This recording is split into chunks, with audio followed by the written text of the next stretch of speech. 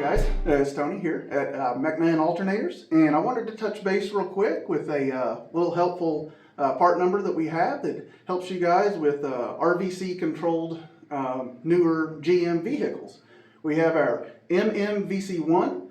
This is a 2-wire installation. If you have an alternator that has the 2-pin plug on the back, you'll notice your voltage does move around a little bit. This right here will solve it. It comes with a complete kit, comes with your voltage control box, weather pack connector to your alternator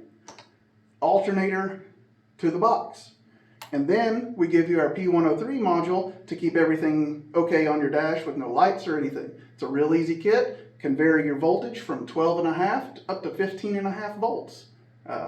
Call us today or email Tony at mechman.com. Get yours today. Thanks.